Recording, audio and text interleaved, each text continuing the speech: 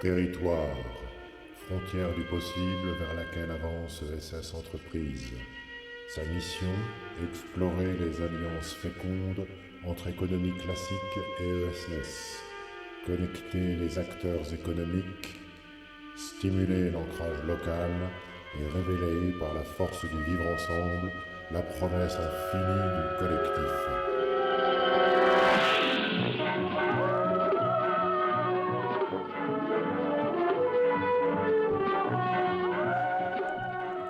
Bonjour, bonsoir, bienvenue dans cette nouvelle édition d'ESS Enterprise, l'émission qui propose chaque mois un éclairage sur les relations entre l'économie sociale et solidaire et le monde de l'entreprise classique.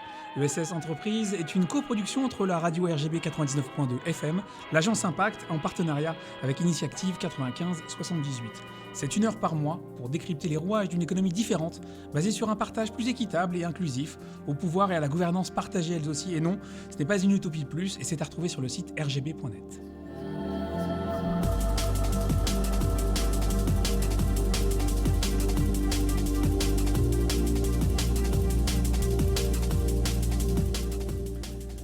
La mutuelle à la coopérative, de la fondation à l'entreprise solidaire d'utilité sociale, sans oublier le mouvement associatif, les formes que prennent ces structures de l'ESS ont toutes un objectif en commun, l'intérêt général avant l'intérêt particulier. Près de 12% du PIB de la France provient de l'activité économique de l'ESS. Pourtant, la connaissance de ces secteurs reste très parcellaire, pour le dire poliment. Ceux d'entre vous qui s'intéressent au sport, à la culture, au tourisme, à l'éducation populaire, et peut-être plus largement encore à l'accompagnement des plus jeunes et des plus vieux, vous êtes toutes et tous en lien avec l'ESS. Alors pourquoi cette méconnaissance et surtout, comment prendre la parole au nom de structures aussi différentes que les banques, les mutuelles ou les petites associations de quartier? C'est un des défis qu'a relevé notre invitée, Morgane Gauquelin, qui est vice-présidente de ESS France, de la CRES Île-de-France, membre du Césaire, accessoirement entrepreneuse sociale au sein de 2 structures de l'ESS qu'elle a contribué à fonder. Le réseau des entrepreneurs citoyens est splendide. Rien que ça. Avec elle, nous verrons comment se structure la représentation de l'ESS et comment ce mode d'entreprise intéresse de plus en plus l'économie classique. ESS Enterprise spécial, ça y est, j'ai tout compris ce que c'est l'ESS, c'est parti.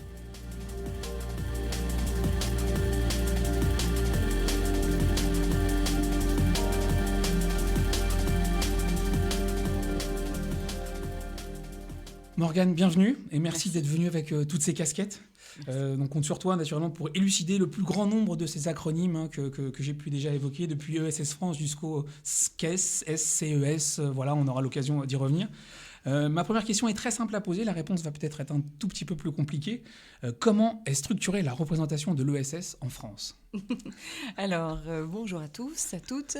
L'ESS s'est structuré ces 10 dernières années suite à la loi de 2014, qui est la loi qui encadre l'économie sociale et solidaire, donc assez récente, qui lui donne sa structure, qui donne son cadre d'activité. Et donc, elle institue dans chaque région une CRES, une chambre régionale de l'économie sociale et solidaire, qui fédère toutes les familles, et dont la représentation au niveau national est ESS France. Qui est aussi une organisation associative qui a une dizaine d'années et qui est le représentant de l'économie sociale et solidaire en France.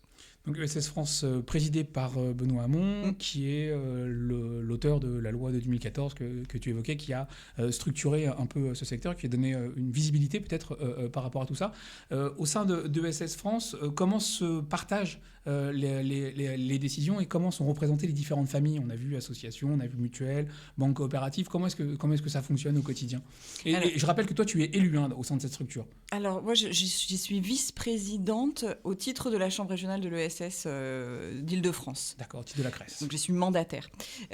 Donc, les chambres, elles sont globalement dans toutes les instances de l'ESS. L'idée, c'est de représenter les différentes familles de l'économie sociale et solidaire. Donc, tu les citais tout à l'heure. Il y a, donc ça, c'est plutôt côté CRES, c'est les fondations. Donc, on a des collèges qui vont représenter les différentes familles statutaires de l'économie sociale et solidaire. Donc, ça peut être... dans l'ESS, il faut quand même savoir que 80% des entités sont des associations. Donc, on a quand même une dominante qui reste la forme associative. Mais après, on a d'autres formes, comme les coopératives, tu le citais, les mutuelles, les fondations, qui sont aussi en développement, et les sociétés commerciales, qui sont un peu les nouveau-nés de l'économie sociale et solidaire qui ont été créés par la loi de 2014, contrairement aux autres. En France, on a une histoire assez forte des différentes entités de l'ESS. Et donc, si on prend, par exemple, les coopératives et les associations, on est sur des lois qui les ont créées, qui ont plus de 100 ans. Donc, on a une histoire assez forte d'une partie de ces entités. Et puis, on a des choses, des nouveau-nés, pour faire le lien avec la thématique de l'émission. Les sociétés commerciales de l'ESS, elles ont aussi pour but de renforcer ce pont entre l'économie, on va dire, lucrative traditionnelle, et puis l'économie sociale et solidaire, et puis aussi d'inciter à rejoindre, pour des entrepreneurs, ce champ, ce pan de l'économie. Sur les différentes familles que tu évoquais donc, au sein de l'ESS, mais surtout aussi au niveau régional, hein, c'est cette démarche, c'est dupliqué finalement, ça ressemble. Hein, au niveau... Ça ressemble. Après, les systèmes de collège, je ne veux pas rentrer trop dans le détail, mais les systèmes de collège et de représentation sont un petit peu différents. Mais globalement, l'idée, c'est d'avoir une représentation juste de nos écosystèmes. Et puis après, un conseil d'administration assez large, hein, dans les deux cas, avec à ESS France une 40aine de membres.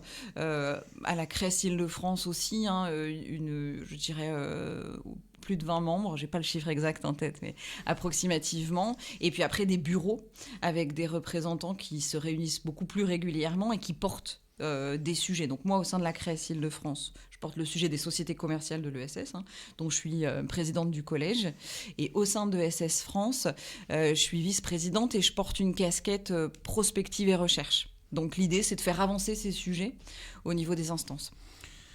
Merci. On a évoqué dans ton parcours un autre acronyme que je connais moins bien, qui est le Césaire. Qu'est-ce que c'est exactement et comment est-ce qu'il se rattache? Est-ce que c'est complémentaire? Qu'est-ce que c'est exactement? C'est une émanation du Conseil économique et social environnemental? Ça ressemble effectivement. L'idée, c'est de conseiller la région Île-de-France dans ses politiques. Donc là où le CESE, le Conseil économique, social et environnemental, va influencer, va faire des propositions et des avis concernant les politiques nationales, les Césaires sont les déclinaisons régionales. L'idée, c'est d'influencer et de faire des propositions sur la politique régionale.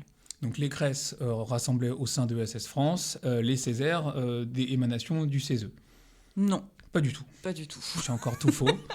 Le Césaire, c'est pas une émanation en fait, hein, c'est une chambre qui fait partie de la région Île-de-France. D'accord. Et qui est rattachée à la région et pas rattachée qui est rattachée à la région, tout à fait, et qui est une chambre de représentation de la société civile, avec plutôt une dominante économique. Hein. Il y a un collège qui représente les employeurs, un collège qui représente plutôt la partie syndicale et un collège qui va représenter la société civile. Et la CRES a 2 membres, a 2 conseillers au Césaire au titre de la société civile, Éric Forti et moi. Super. Et ben voilà, comme ça c'est à peu près plus clair. Merci beaucoup. Donc avant de rentrer très concrètement dans cette logique de société commerciale de l'économie sociale, parce qu'il y a vraiment, et solidaire, il y a vraiment cette démarche, les mandats de la CRES, tu évoquais le fait que tu étais dans une logique de production autour de justement cette dynamique entrepreneuriale des sociétés commerciales, mais quels sont les mandats de la CRES Île-de-France? À quoi elle sert, pour le dire mal? Alors, la CRES, elle a un enjeu de représenter l'ensemble des familles de l'ESS sur un territoire, de travailler avec les différentes institutions pour faire remonter les besoins de l'économie sociale et solidaire, les faire rayonner, porter aussi... Alors, il y a quelque chose d'un peu particulier, c'est qu'elle peut aussi avoir recours à la justice sur la question d'acteurs qui se revendiqueraient de l'ESS mais qui n'en font pas vraiment partie. Et là, ça fait vraiment lien avec les sociétés commerciales de l'ESS, puisque comme c'est un statut assez récent, on va avoir des entrepreneurs qui se revendiquent de l'économie sociale et solidaire, mais qui ne remplissent pas toutes les cases pour en faire partie. Et donc là, il va y avoir un rôle assez intéressant des CRES de mise en mouvement, d'accompagnement. Voilà. Et après, au-delà de ça, les CRES, elles ont un rôle hyper important. Moi, c'est ça qui a fait que je m'y suis engagée assez tôt. C'est le fait aussi de promouvoir d'accompagner et de densifier le mouvement de l'économie sociale et solidaire. Hein. Donc ce rôle d'accompagnement et d'information, je le trouve hyper pertinent, je le trouve intéressant. Et concrètement, renforcer... On va rentrer sur le sujet des CESS, mais je voudrais comprendre concrètement, représenter et défendre des structures vraiment très différentes. Est-ce qu'il y a, je veux dire, un fait d'armes dans lequel tu dis que tu t'es engagé toi déjà il y a quelques temps. Est-ce que le commun des mortels, qui sont des gens qui ne travaillent pas forcément dans ces milieux-là, ont déjà, sans le savoir, entendu parler de la CRES, d'une action de la CRES qui a pu être faite, et quelque chose qui pourrait être connu, une sorte d'action d'éclat qu'on pourrait se mettre comme une médaille. Il y en a plein, alors du coup, il faut que j'aille vite pour en choisir une. Moi, il y en a une que j'aime bien et qui fait sens avec l'émission, c'est sur ce qu'on appelle les achats responsables, hein, donc c'est-à-dire faire le lien entre l'ESS et le reste de l'économie sur sa dimension de performance, donc sur l'achat. Comment est-ce que je vais acheter tel ou tel service à l'économie sociale et solidaire, et c'est vrai qu'on peut avoir parfois des clichés sur l'ESS, sur sa capacité à travailler avec le reste de l'économie, à innover dans des champs, à très bien connaître ses territoires, etc. Et ça donne, du coup, et les Jeux Olympiques, avec ces marchés responsables, avec tout ce qu'on a pu acheter, avec tout ce qu'on a pu avoir, ce dont l'ESS a fait bénéficier à l'ensemble des champs économiques, a été une belle démonstration. Et donc ça, je dirais que la CRES Île-de-France a une action particulière d'accompagnement des entreprises non-ESS à acheter mieux vers l'ESS. Et ça, c'est un vecteur, je pense, qui a un gros potentiel de développement. On est sur une logique un petit peu de favoriser la responsabilité sociétale aussi des entreprises, et donc faire le lien entre économie sociale et responsabilité sociétale. C'est OK. Merci, très bel exemple. Je regarde mes petites notes et je tombe sous la publication de 2025 dont tu signes l'édito qui s'appelle « Les sociétés commerciales de l'économie sociale et solidaire en Île-de-France ». J'étais très à la lecture de ce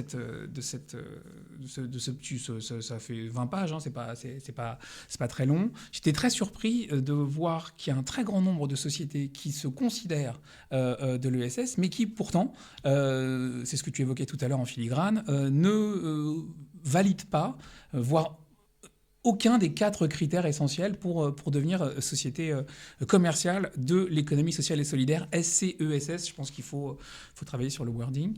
Mais, comme toujours dans l'économie sociale et solidaire, c'est assez classique. Du coup, prenons un exemple concret.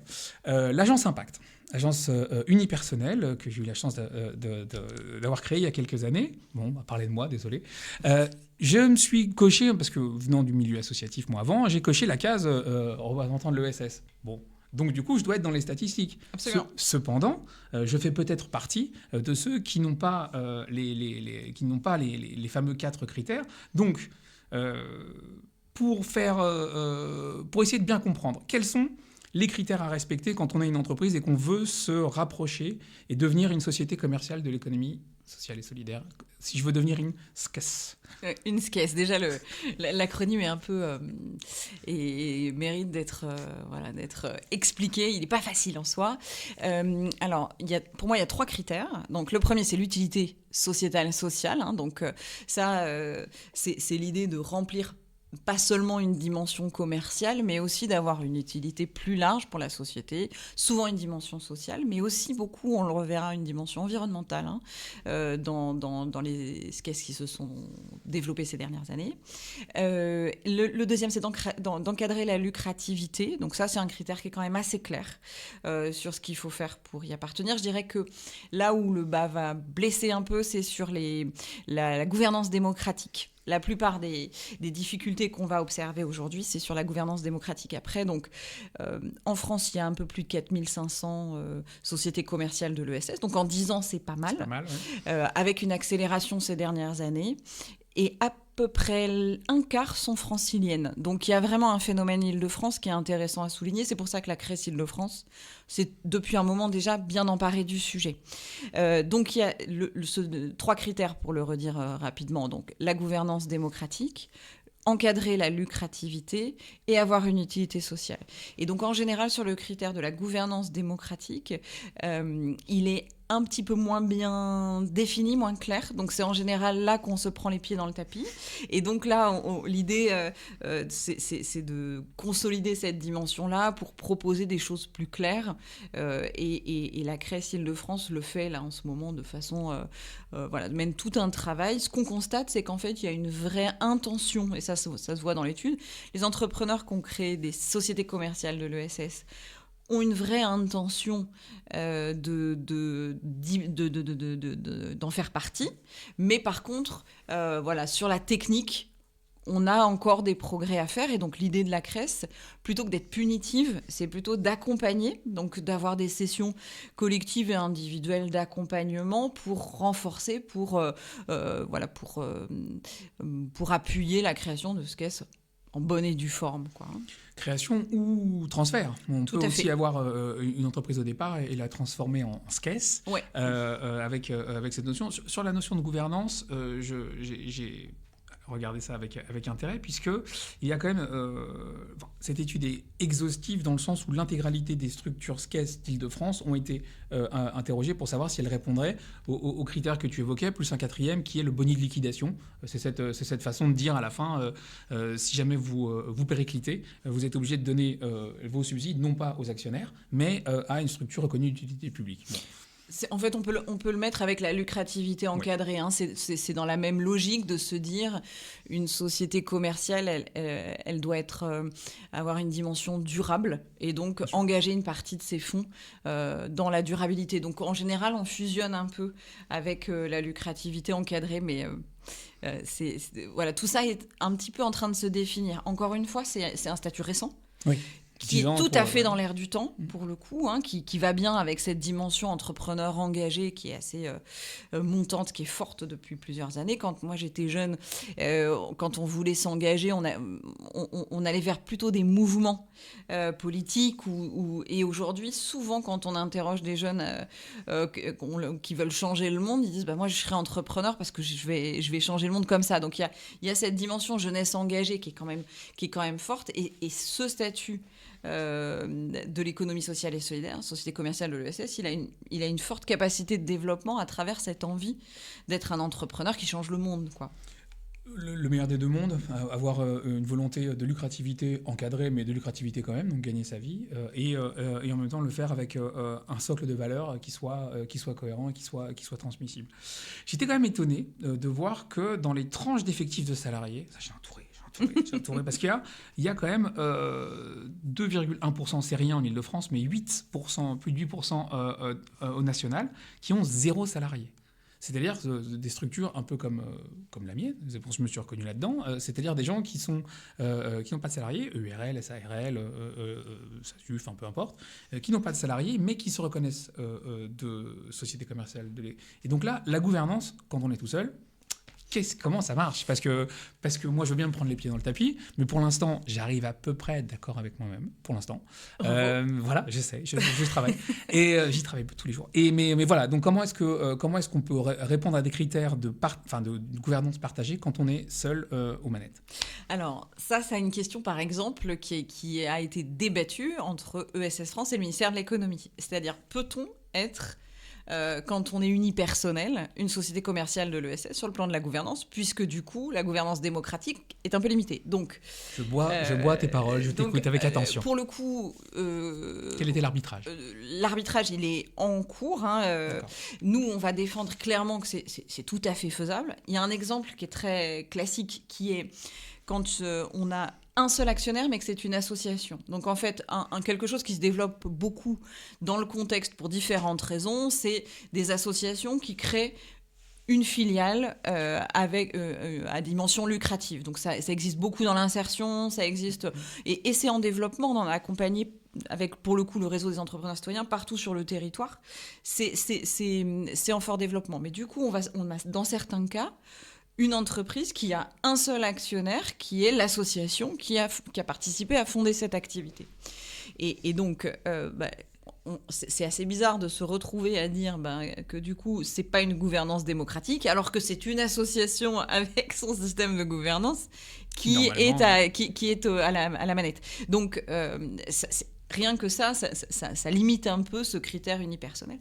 Et l'autre argument, c'est de dire qu'en fait, on peut créer autour de la gouvernance des collèges, des comités, des conseils stratégiques, en fait, différentes entités qui vont pouvoir aussi participer à la gouvernance de l'entreprise. Donc ça, c'est ce qu'on défend, mais c'est vrai que ça fait partie des choses qui ont été débattues l'année dernière, avec l'idée de se dire comment est-ce que sur des sociétés unipersonnelles, on crée de la gouvernance démocratique. Donc je viens de donner quelques exemples, mais donc ça, c'est des choses qui sont malgré tout en train d'être débattues encore. Donc on voit un statut très récent et encore des arbitrages à trouver pour certains cas particuliers qui dépassent un tout petit peu. Très bien, je te propose de revenir juste après une petite pause musicale que tu as choisie. Et juste après, on va parler, tu as évoqué le réseau REC, réseau des entrepreneurs citoyens. Et on va revenir sur cette composante très importante de l'économie sociale.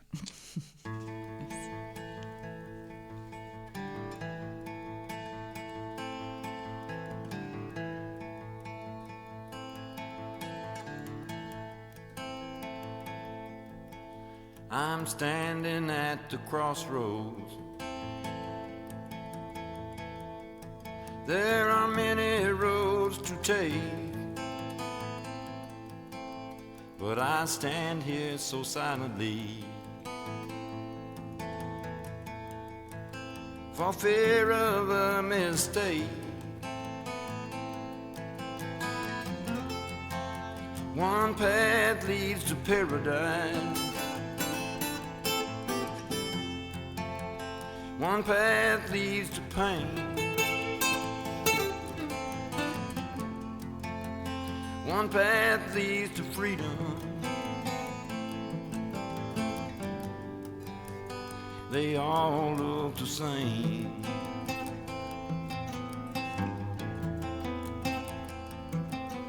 I've traveled many roads, and not all of them were good.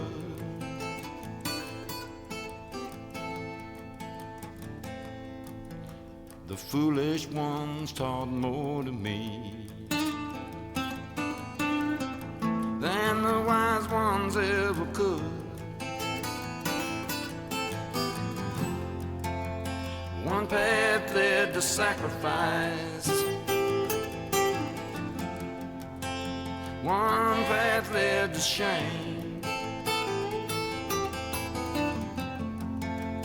one path led to freedom. They all look the same. There were roads I never traveled. There were turns I did not take. There were mysteries I could not unravel. Leaving you was my only mistake.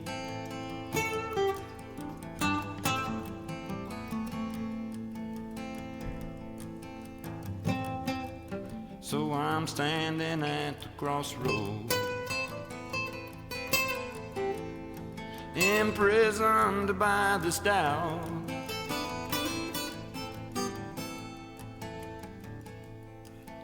As if by doing nothing I might find my way out. One path leads to paradise, one path leads to pain, one path leads to freedom. But they all look the same. And there were roads I never traveled. There were turns that I did not take. there were mysteries that I left unraveled. ESS Enterprise, deuxième partie, toujours en compagnie de Morgane Gauquelin, vice-présidente de ESS France et de la CRES Île-de-France. Nous évoquions tout à l'heure cette notion de SCES, Société commerciale de l'économie sociale et solidaire. Nous avons rapidement débattu autour des différents critères à avoir pour pouvoir obtenir ce statut. C'est un statut. C'est écrit dans les statuts de l'entreprise. Le SCES. Oui, bien sûr. Voilà, c'est les statuts de l'entreprise qui vont déterminer l'appartenance à l'économie sociale et solidaire. Du coup, le rôle des CRES pour accompagner les entreprises qui vont sur ce chemin, soit en création, soit en transfert. Comment est-ce que comment tes équipes gèrent cet accompagnement ? Alors les équipes de la CRES, elles inventent pas mal de choses, hein, notamment des ateliers collectifs. Moi, j'anime le collège des sociétés commerciales de l'ESS, donc c'est plutôt un lieu pour se rencontrer, pour des gens qui échanger, le sont déjà. Et des gens qui le sont déjà ou qui sont en cours de transfert, comme tu dis, et qui ont 1 an pour se mettre en conformité statutaire à partir de l'adhésion. Et donc, par contre, les équipes de la CRES vont travailler donc sur une partie études dont on a déjà parlé, sur une partie appui à la transformation, notamment sur ces questions de gouvernance dont on a aussi parlé, et puis sur le lien avec les pouvoirs publics. Aujourd'hui, la CRES va émettre des attestations de conformité une fois que les SCES sont édités, qui vont permettre en fait de montrer qu'on a fait le travail du début à la fin et qu'on appartient bien à l'économie sociale et solidaire. Plutôt que d'être dans une dimension, on va dire, punitive, est-ce que tu as bien fait ton travail, on va plutôt accompagner et rendre un certificat de conformité pour montrer un peu au reste de l'économie qu'on a été rigoureux dans la démarche, et la CRES, les équipes de la CRES le sont. Ça, il n'y a pas de doute. Moi qui ai co-créé avec d'autres 2 sociétés commerciale de l'ESS, je peux dire qu'il y a une dimension un peu technique à écrire des statuts qui vont bien, qu'on apprend à le faire, et donc que c'est hyper utile d'avoir cet appui, ce suivi, et puis après cette conformité, c'est plutôt positif. Ouais. Pour revenir en parlant de volume, l'étude de la CRES Île-de-France montre quand même que des structures qui sont conformes sur l'ensemble des critères, sur les quelques milliers, 1500 je crois, qui ont été audités dans une certaine mesure, en tout cas consultés, on est à 11%, à moins de 11% des entreprises qui cochent vraiment bien dans des certificats de conformité. Il va falloir en délivrer pour faire remonter ce chiffre-là. C'est quand même, je dirais c'est peu, même si tu évoquais tout à l'heure le fait que l'intention était là. Ouais. C'est vrai que derrière, oui, je suis ESS, maintenant prouve-le, c'est ça ? Oui, prouve-le, ou en tout cas, vu qu'il y a différents enjeux, les SCES vont pouvoir devenir des jeunes entreprises innovantes depuis peu, donc rentrer dans des dispositifs, donc c'est intéressant. Et puis globalement, le fait de voir se développer ce statut fait qu'on a quand même, ça devient nécessaire que ce soit rigoureusement fait, je dirais. Et donc, on est en train de faire rentrer tout ça dans l'ordre. Ce statut était un petit peu récent par rapport, encore une fois, au reste des statuts de l'ESS. Et donc, l'idée, c'est de lui donner un cadre plus clair, qui donc du coup va le rendre plus attractif, parce que c'est aussi parfois le manque de clarté entre les différents potentiels d'impact dans une entreprise qui fait que c'est difficile de choisir ce qu'on veut, ce qu'on va afficher, ce qu'on veut être. Donc l'idée, c'est d'être plus clair, mais aussi pour être plus attractif, quoi. Ce que tu évoquais un point sur lequel on n'a pas forcément passé suffisamment de temps, je crois, c'est l'intérêt pour une structure de devenir SCES. Tu as évoqué le fait de pouvoir bénéficier de dispositifs jeunes entreprises innovantes, c'est ça ? Oui, ça c'est très récent. Ça c'est très récent, mais il y en a certainement d'autres. Et du coup, transition toute trouvée, je ne sais pas si tu vas être d'accord, mais tu as fondé ou cofondé 2 structures de l'économie sociale. Les 2 sont des SCES. Alors, il y a une quinzaine d'années, j'ai participé à créer une association qui s'appelle le Réseau des entrepreneurs citoyens, À l'époque, ça s'appelait Réseau des entrepreneurs citoyens parce que l'ESS n'existait même pas. Donc on s'est dit, tiens, tous ces mouvements d'entrepreneurs qui ont envie de changer les choses sur leur territoire, qui ont de l'innovation sociale, qui ont des idées très chouettes, comment est-ce qu'on les accompagne, comment est-ce qu'on les aide à grandir? Et donc on a trouvé Entrepreneurs citoyens à l'époque. On était quelques années avant 2014. Que quand même, hein. Oui, et on s'est dit, ça c'est un concept qui va exploser, mais donc du coup qui a trouvé une autre terminologie après. Et puis c'était aussi l'idée de territorialiser, de se dire qu'on agit pour la cité en tant qu'entrepreneur. Moi je trouve que c'est quelque chose d'assez fort. Donc le réseau des entrepreneurs citoyens, depuis une quinzaine d'années, il accompagne les acteurs de l'économie sociale et solidaire, et particulièrement les acteurs des territoires fragiles où les taux de pauvreté sont plus importants qu'ailleurs, donc en quartier ou en zone rurale, pour aider le développement de ces entités, les aider à se pérenniser, etc. Donc ça, c'est une association, et autour de cette association, on a développé une forme, on peut dire, de constellation avec 2 sociétés commerciales de l'ESS qui vont travailler soit en partenariat avec le REC, soit en proximité, hein, avec c'est les manquements, on va dire, qu'on constate au sein des formes d'accompagnement qui nous ont fait créer des sociétés commerciales de l'ESS. Donc une autour de l'immobilier, tu le citais tout à l'heure, qui est Splendide, qui aide la consolidation des acteurs de l'ESS dans leur stratégie immobilière, avec l'idée que ça les aide à se pérenniser. Et puis une qui s'appelle Fairly, qui travaille plutôt les modèles économiques de l'ESS, qui sont très hybridés, très complexes. Donc voilà, la consolidation des recettes pour les acteurs la levée de fonds concrètement pour les acteurs de l'ESS. Quand tu contribues ou que tu fondes ces structures, le devenir SKES, c'est une évidence? Oui. Alors du coup, on voit bien, il y a 2 types de sociétés commerciales de l'ESS de façon empirique. Il y a les gens qui, comme moi, viennent du monde associatif et qui ont développé des produits en général, même au départ, qui commencent à naître dans les associations, et puis après, qui doivent, pour se développer statutairement, sortir du statut associatif. Donc ça, c'est quelque chose qu'on voit vraiment se développer. On le voit beaucoup dans l'insertion, par exemple, hein, dans l'insertion par l'activité économique. Comme on est avec des supports de travail, on développe des activités. Certaines deviennent lucratives, certaines se développent fortement. Donc on a des environnements comme ça, très au départ associatifs, et qui deviennent des constellations avec des actionnariats très diverses, avec des acteurs non lucratifs à l'actionnariat, donc avec des associations, des fondations, etc. Donc tout ça, toutes ces petites nébuleuses, elles sont hyper puissantes en termes d'innovation, en termes de pérennisation potentielle aussi. Donc voilà, le premier type de SKES, c'est on vient du monde de l'ESS très classique, hein, associatif la plupart du temps, et on l'hybride.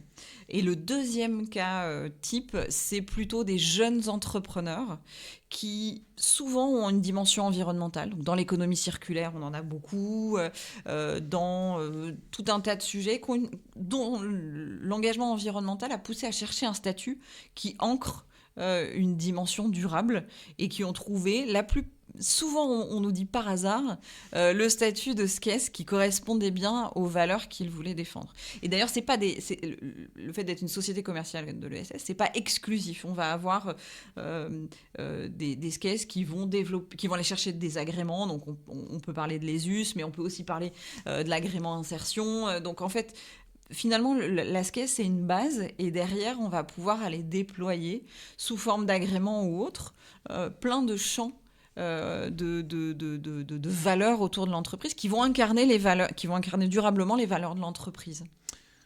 Je reviens sur la notion d'agrément ESUS, on va pouvoir le développer après, mais au départ, sur pourquoi devenir une SKES, tu dis il y a deux courants, celui qui vient du milieu associatif et pour lequel les statuts associatifs sont limités de par la non-lucrativité, et donc d'avoir besoin de développer une activité commerciale en marge pour l'associatif, mais aussi pour les autres acteurs, la fameuse hybridation que tu évoques, sans vouloir te paraphraser, mais c'est juste pour vérifier que j'ai bien compris. Mais c'est même mieux expliqué, je me dis, c'est plus clair que ce que je viens de dire. Et le deuxième volet qui est une logique d'entrepreneur engagé, vraiment, et cette notion autour de l'écologie, en disant je ne peux pas créer d'association parce que je veux créer mon emploi, je veux créer mon activité, mais au-delà de ça, j'ai besoin quand même de trouver un champ de valeurs qui corresponde, qui ne soit pas capitalistique ou autre. Maintenant, je reviens sur ma question initiale. Si je peux me permettre, Oui. il est capitalistique, mais il Oui. est capitalistiquement encadré. Quoi. Oui, encadré et je dois dire, dans l'économie sociale et solidaire, il y a quand même social et solidaire. Il y a économie, oui, mais il y a quand même cette notion. C'est la spécificité C'est des ça. SKES, c'est-à-dire que on est quand même dans un champ capitalistique avec, en tout cas, le capital de l'entreprise qui est détenu par des individus ou des structures, des personnes morales. ou des personnes morales.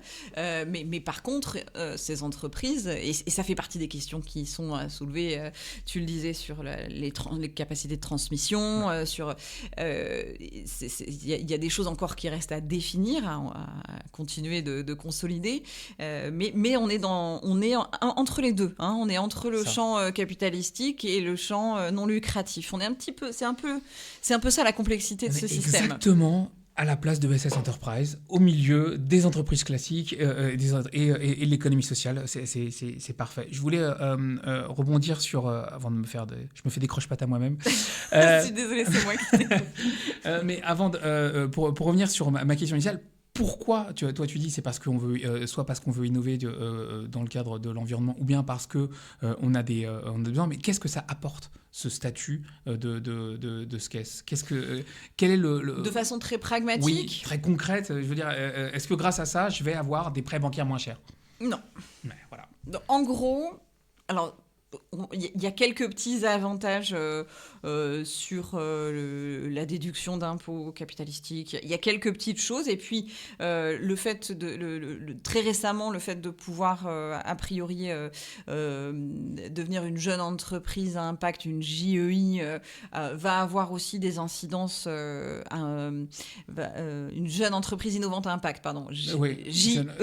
Donc, c'est dans le cadre du programme la France Startup Nation ou des choses comme ça? C'est Impact France qui l'a défendu et si je ne sais pas dans quel cadre, l'idée c'est de pouvoir bénéficier notamment du crédit impôt recherche dans l'innovation sociale. Donc ça a pas mal d'incidences pour le coup pratiques, fiscales, et voilà. Mais globalement, depuis 10 ans, si on veut faire les choses simples sans aller dans des nébuleuses compliquées, le statut de société commerciale de l'ESS, il n'a pas d'avantage en soi. Il a même plutôt des désavantages. C'est-à-dire que... il encadre ta lucrativité, il t'oblige à partager la gouvernance. Voilà, donc c'est vraiment un choix aujourd'hui qui est un choix hyper entrepreneurial, qui est vraiment un choix d'engagement personnel et collectif de l'actionnariat, d'encadrer, mais c'est plus des contraintes que des avantages. Donc il faut quand même rendre ça aux différents entrepreneurs qui ont choisi cette voie. À aujourd'hui et après, on est collectivement avec ESS France, avec l'ensemble des représentants des sociétés commerciales de l'ESS, plutôt à aller chercher des avantages. Par exemple, sur les marchés publics, on en parlait tout à l'heure, les sociétés commerciales de l'économie sociale et solidaire, les SKES, n'ont pas toujours accès au marché réservé à l'économie sociale et solidaire. On est un petit peu aussi parfois avec les inconvénients sans les avantages. Donc là, on fait tout un travail pédagogique collectivement pour essayer d'y remédier. Quand on est une société commerciale de l'ESS, on devrait être avantagé sur les marchés responsables. Donc toutes les régions, toutes les institutions ne le font pas. Ça fait écho avec ce qu'on a commencé à évoquer tout à l'heure sans rentrer dans le détail, qui est l'agrément ESUS. L'agrément ESUS permet, lui, d'accéder à ces marchés publics, ou je me trompe? Oui, ou par exemple, si on prend le DLA, le dispositif local d'accompagnement, si vous avez l'agrément ESUS, vous pouvez être accompagné, en bénéficier. Si vous ne l'avez pas, alors peut-être que ça a été récemment modifié, mais à ma connaissance, vous ne pouvez pas en bénéficier. Donc il y a pas mal de choses comme ça, où en fait... L'agrément ESUS va être plus facilitant, alors que le statut seul de SKES ne permet pas un certain nombre de choses. Voilà, je viens de donner 2 exemples, mais donc là l'idée c'est quand même d'avancer de consoeurs pour permettre de bénéficier pour l'ensemble des SKES, de simplifier aussi un petit peu la lecture, quoi, en étant une société commerciale de l'ESS, on remplit les grands principes d'engagement.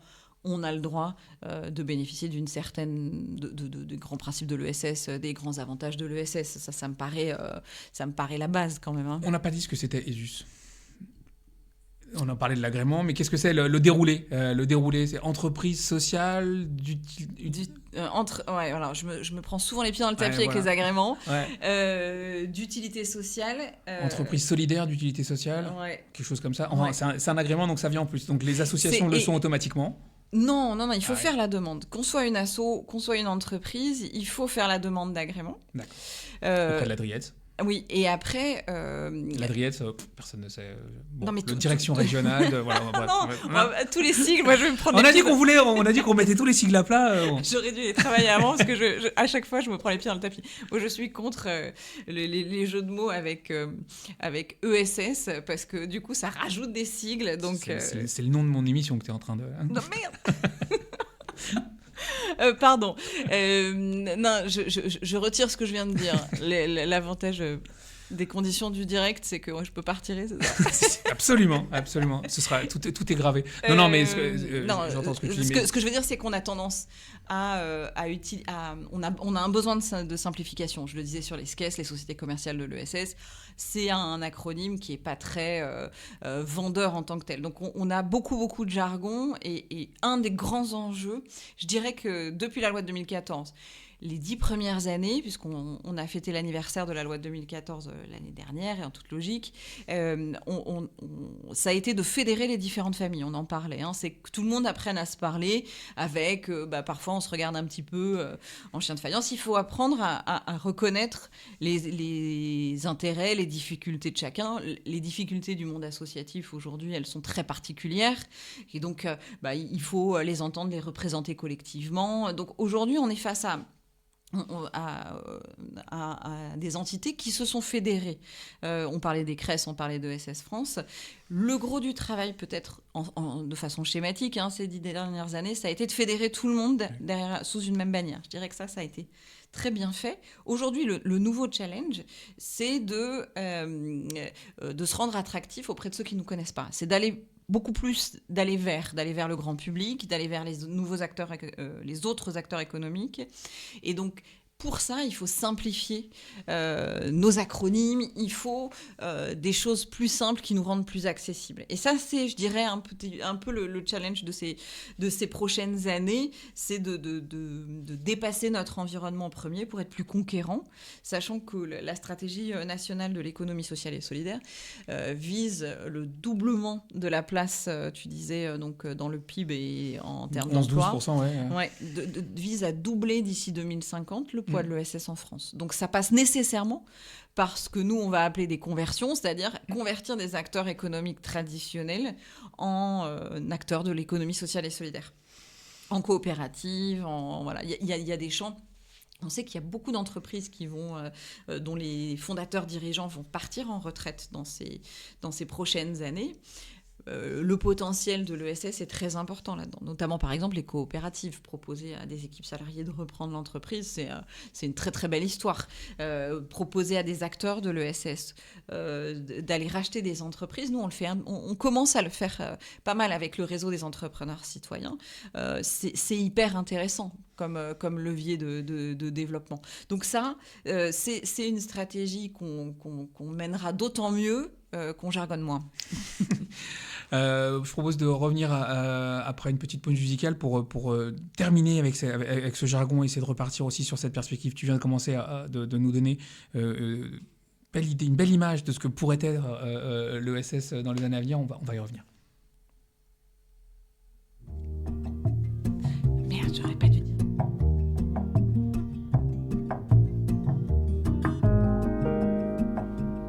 Sunrise, sunrise, looks like morning in your eyes, but the clock's held 9:15 for hours. Sunrise, sunrise, couldn't tempt us if it tried, 'cause the afternoon's already come and gone. And I said, ooh, ooh,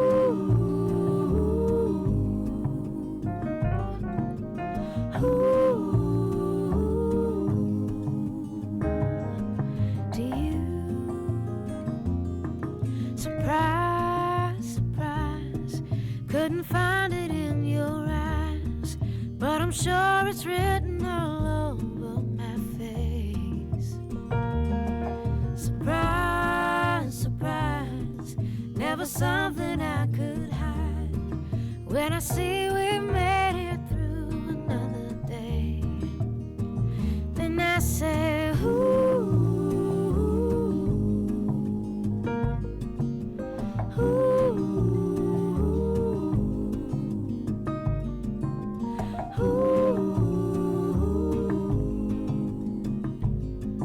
to you.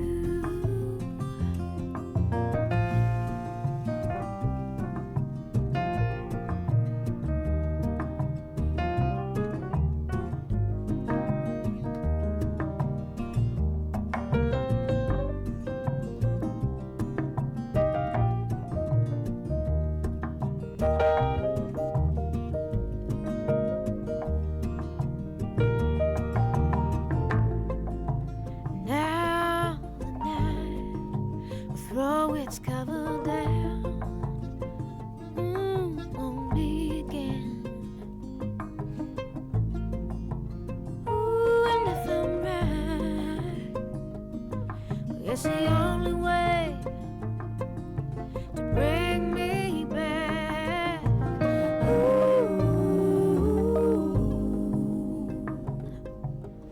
Ooh,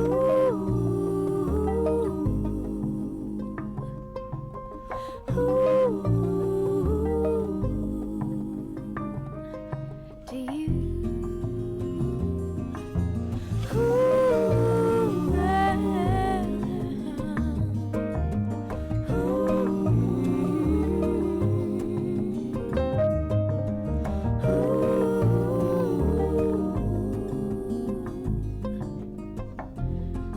To you.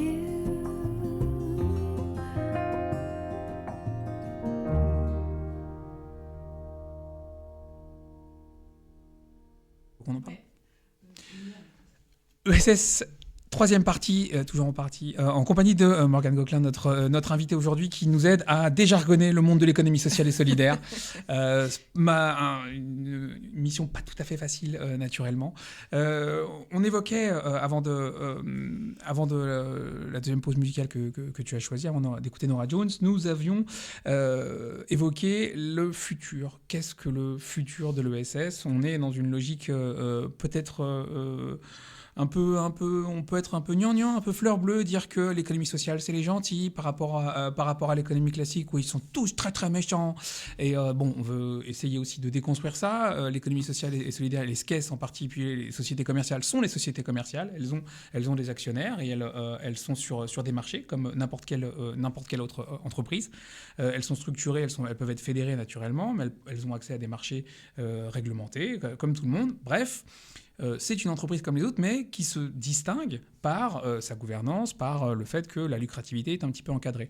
Est-ce que c'est l'avenir de l'entrepreneuriat en France, voire dans le monde, que d'encadrer et où est l'esprit de libre entreprise dans ces cas-là ?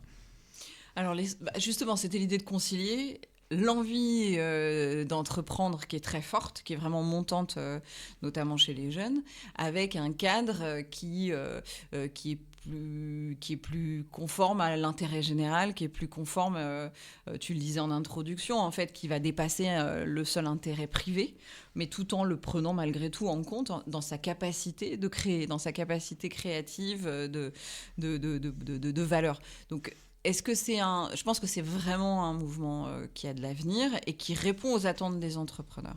Et l'économie sociale et solidaire en France, elle est hyper installée, hyper puissante. On ne se rend pas forcément bien compte à quel point, donc on le disait, c'est 11% on va dire c'est un peu plus de 10% du PIB et 15% et près de 15% de l'emploi privé.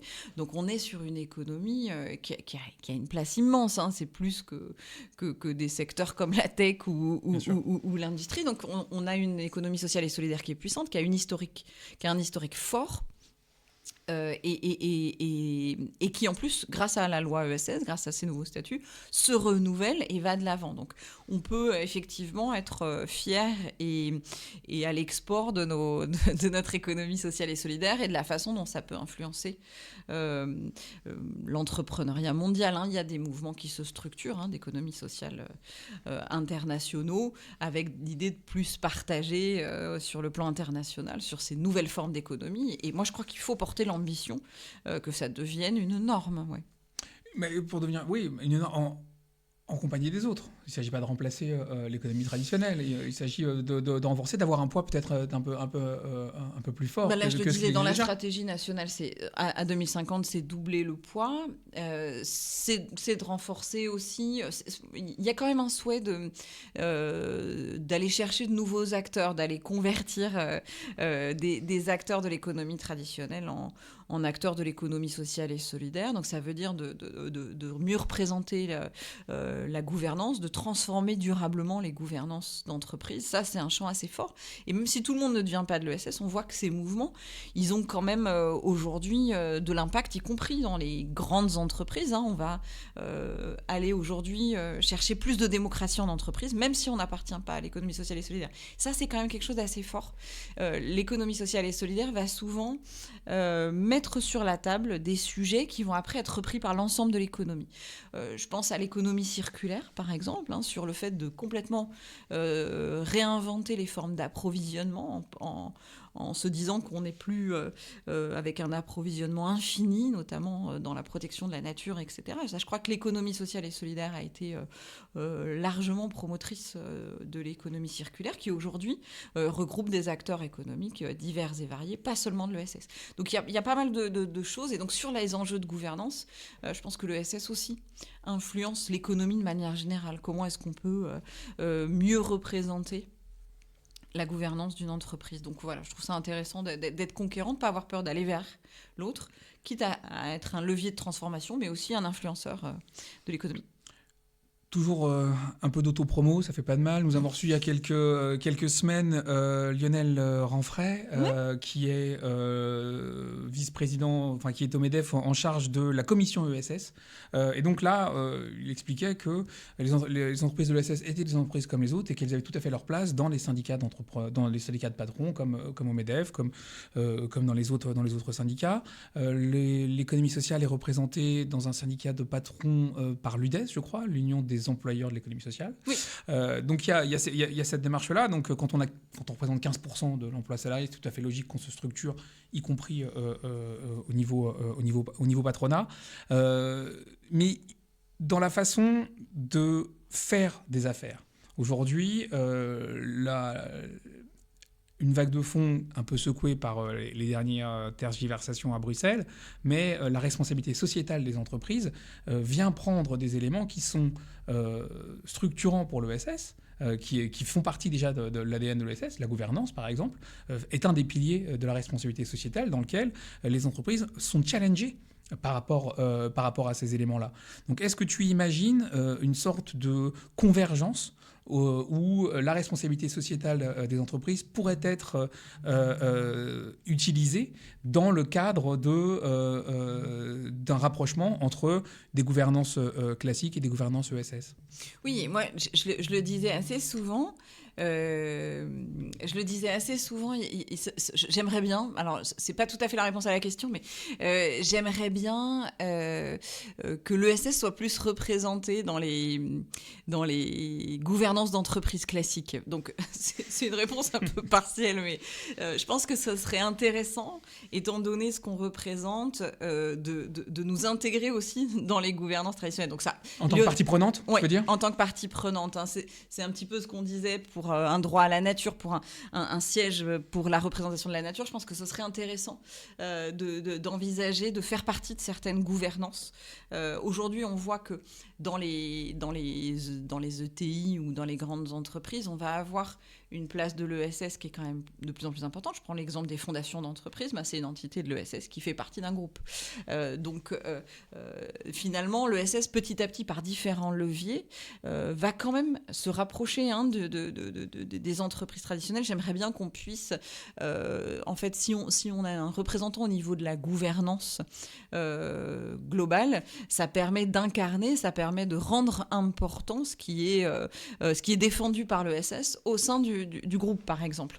Donc ça, c'est des choses que j'aimerais bien voir se développer dans les enjeux de gouvernance et qui montrent en fait, du coup, les formes de rapprochement et d'influence qu'on a aujourd'hui. Donc je pense que ça peut être des choses à développer dans le futur. Est-ce qu'il n'y a pas une barrière psychologique je pense à l'actionnariat qui dit à un moment donné je ne vois pas pourquoi est-ce qu'on ferait de l'ESS dans moi qui suis je suis actionnaire, j'attends un retour sur investissement par rapport à tout ça. J'ai fait un investissement financier, j'attends un retour financier. Est-ce que la notion d'impact social, sociétal va pouvoir grignoter cette espèce d'aspect implacable de j'ai mis 100, j'attends 10%, je veux qu'on me rende 10 tous les ans, quoi. Alors, c'est une question qui est assez d'actualité, non? Je crois que on est un petit peu on est un petit peu à la croisée des chemins sur cette question, et donc on voit certains retours un peu sur ces questions d'impact social, d'impact environnemental. On voit certaines entreprises qui reculent par rapport à l'engagement. Néanmoins, il y a des intérêts stratégiques. En fait, je suis pas sûre que ce soit à l'opposé des intérêts stratégiques. Je pense par exemple à la fidélisation du personnel, qui est un enjeu très fort. Tous les enjeux RH aujourd'hui sont très forts pour les grandes entreprises. La question du sens et l'ESS va amener beaucoup de sens dans l'animation d'un réseau comme d'une grande entreprise. Donc, on a parlé des achats responsables. Donc, c'est acheter en proximité des choses que l'ESS produit autour de son site. Ça, c'est quelque chose qui s'est beaucoup développé. Ça va être aussi permettre... On a vu se développer tout le mécénat de compétences, donc c'est-à-dire le fait de pouvoir inciter son personnel à passer du temps dans une organisation d'intérêt général pour mieux se connaître, etc. Tout en étant payé par l'entreprise, son entreprise de rattachement. Donc, on a plein de dispositifs qui montrent que, déjà, on a quand même des dispositifs étatiques qui sont favorables, des dispositifs fiscaux, qui sont quand même en France largement à favoriser la rencontre entre ces mondes. Et puis après, il y a des intérêts stratégiques. Donc, on a parlé de la RH, on parle aussi des enjeux environnementaux, on parle aussi... il y a quelque chose qui est très fort dans l'économie sociale et solidaire, c'est la capacité de faire à plusieurs. C'est ce qu'on va appeler la logique des consortiums, etc. Donc, on va dire culturellement l'habitude de travailler à plein et d'avancer collectivement. Donc ça, c'est des choses qui aujourd'hui sont aussi en développement dans plein d'entreprises traditionnelles. Et donc l'ESS peut faire partie parfois de groupements en étant avec d'autres organisations lucratives traditionnelles. Donc on peut aussi faire des groupements, et ça se fait beaucoup, avec des entreprises traditionnelles et des entreprises de l'ESS qui vont collectivement faire une mission commune. Donc, et ça, c'est très... les marchés publics, la possibilité de répondre à des marchés avec des clauses sociales, vont inciter à ça. Donc globalement, le triptyque... pouvoir public, pouvoir privé, ESS, quand il s'entend bien, il est plutôt puissant, y compris sur le plan commercial.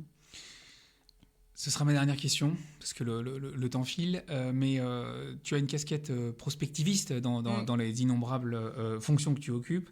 Est-ce que tu viens de parler d'un triptyque État, entreprise commerciale et entreprise de l'ESS, entreprise commerciale classique, dans ce triptyque-là, est-ce que l'État ne devrait pas être remplacé par le territoire ? Est-ce que l'État ne devrait pas être remplacé par le territoire ? Ça, c'est prospectif à fond. Ah oui, mais il faut réfléchir un peu. Pardon. Non, en fait, dans le champ des compétences, moi, je trouve que les différents territoires ont déjà, ces dernières années, pour le coup, gagné en capacité d'action. On le voit au niveau des régions, on le voit au niveau... sur le plan social, les départements aussi ont quand même un poids très fort. C'est vrai que dans la logique de l'économie sociale et solidaire, le fait d'être proche des territoires et de renforcer la capacité d'action territoriale favorise plutôt le développement. Donc la première tendance, elle pourrait être de dire oui, après attention aux inégalités territoriales. Hein. On le voit d'un point de vue prospective, on voit quand même des mouvements, notamment liés à la démographie, qui sont assez forts. Comment est-ce que les villes, les grandes villes, continuent d'abriter leurs seniors, qui sont dans tous les éléments démographiques un enjeu majeur. Comment est-ce qu'on limite les inégalités entre les territoires, et donc on a un fort enjeu sur les inégalités démographiques, sur les inégalités sociales qui sont montantes, sur la lutte contre la pauvreté, des territoires qui vont quand même continuer de se différencier avec. Et donc, c'est important de continuer à travailler sur le plan national. L'ESS, c'est un excellent moyen. C'est en général un très bon acteur pour limiter les inégalités et pour travailler là où les inégalités sont plus fortes qu'ailleurs. Et donc, du coup, il faut avoir une vision quand même nationale de ces grands flux, notamment avec de très très forts changements démographiques sur lesquels l'ESS a pas mal de bonnes réponses. Que ce soit on vit quand même quelque chose d'assez historique où le nombre de morts est supérieur au nombre de naissances. Hein. En France, c'est une bascule qui est assez inédite, dont on ne perçoit pas encore tous les enjeux, mais en tout cas, ce qui est sûr, c'est que l'ESS a plein de solutions, que ce soit pour les seniors, que ce soit pour les jeunes, pour l'éducation populaire, pour les crèches. Enfin bon, bref, je vous passe le détail de tout ce que l'ESS peut faire, mais du coup, c'est intéressant aussi d'avoir des solutions, d'avoir des solutions nationales, notamment aussi parce que un des grands enjeux de l'ESS, c'est de pouvoir se développer sereinement sur de nombreux territoires et de pouvoir changer d'échelle. Le changement d'échelle de l'ESS, c'est un des enjeux majeurs aussi, dans la perspective de doubler notre place dans l'économie d'ici 2050. Et donc, il faut avoir, je pense, quand même aussi plus d'acteurs nationaux qui se déploient. Morgane Gauquelin, merci beaucoup. Ce sera le mot de la fin. Merci pour ton implication. Merci d'être venu jusqu'à nous ce soir. Je remercie aussi Damien Gissa à la technique qui est toujours avec nous et un grand merci à toi. Jean-Céric que je remercie aussi pour sa confiance. Je remercie les collègues du Débat du 12 pour leur soutien, leur amitié. Et je vous laisse en compagnie des copains de Vibes.com pour écouter un tout petit peu de reggae sur RGB.